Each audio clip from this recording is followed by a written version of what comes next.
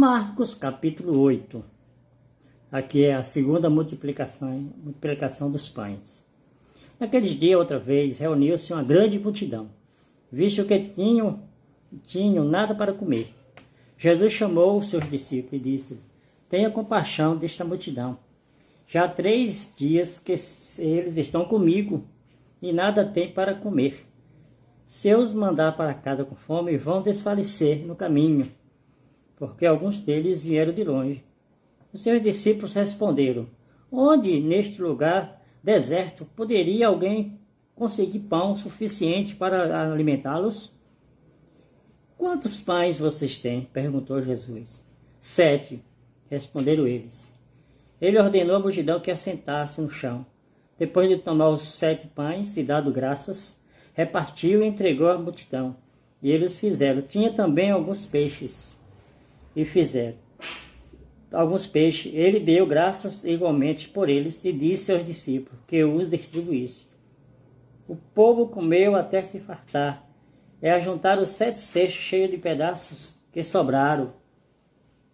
Cerca de 4.000 homens estavam presentes. Tendo-os despedido, entrou no barco com seus discípulos, foi para a região de Dalmanuta. Jesus, ele faz algo aqui que não era a responsabilidade dele. Jesus não tinha a obrigação de alimentar ninguém fisicamente, mas ele estava alimentando espiritualmente. E ele, como ele diz lá em João 10, que ele é o bom pastor dá a vida pelas ovelhas. Ele diz aqui, né? Ele fala para os seus discípulos, visto que não tinha nada para comer, Jesus chamou seus discípulos e disse-lhes: tenha compaixão desta multidão.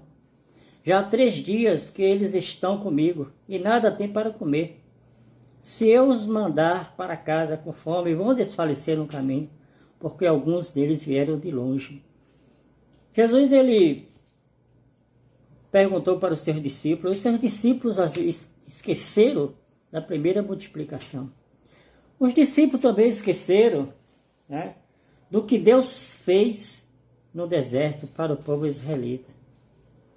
Jesus, ele realiza o milagre, ele faz, né, alimenta todas as pessoas.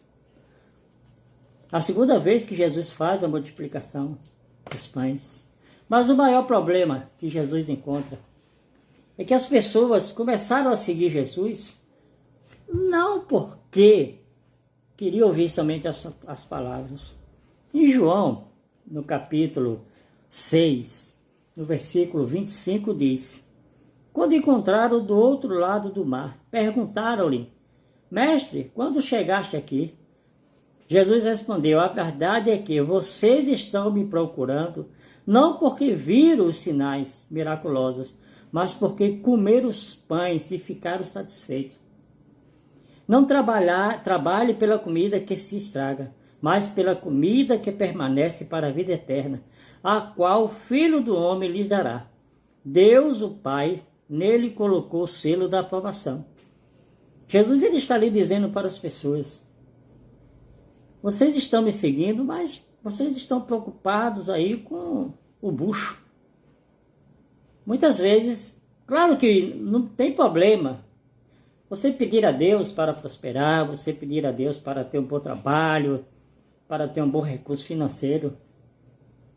Mas quando muitas pessoas, eles só querem buscar a Deus, só querem frequentar a igreja, se os seus problemas financeiros terminarem, se ele não ficar mais doente, se seu filho parar de fumar, de droga, se seu marido parar de adulterar, Deus pode fazer um milagre?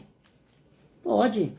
Mas Jesus Cristo, ele está nos ensinando aqui que a primeira coisa, antes de tudo, é crer. Crer nele.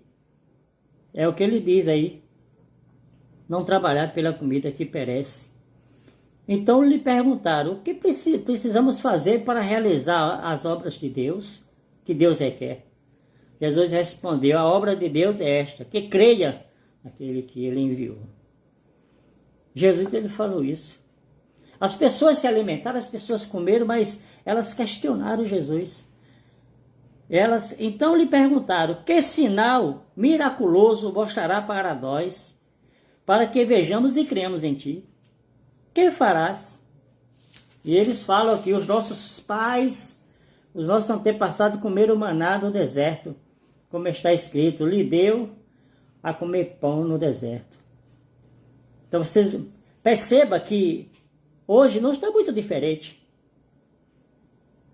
As pessoas elas estão querendo um evangelho que venha resolver o seu problema instantâneo ali. Claro, Deus pode abrir todas as portas. Mas Deus, Ele quer que cada um venhamos a crer no Senhor Jesus Cristo. Você possa crer de verdade nele. As bênçãos vêm, mas a maior bênção é a vida eterna. É o que ele diz aqui no texto. Creia e tenha a vida eterna. Deus não fica satisfeito em lhe dar uma cura física se você não quer ser curado espiritualmente. Procure Jesus para você saber onde irá passar a vida eterna.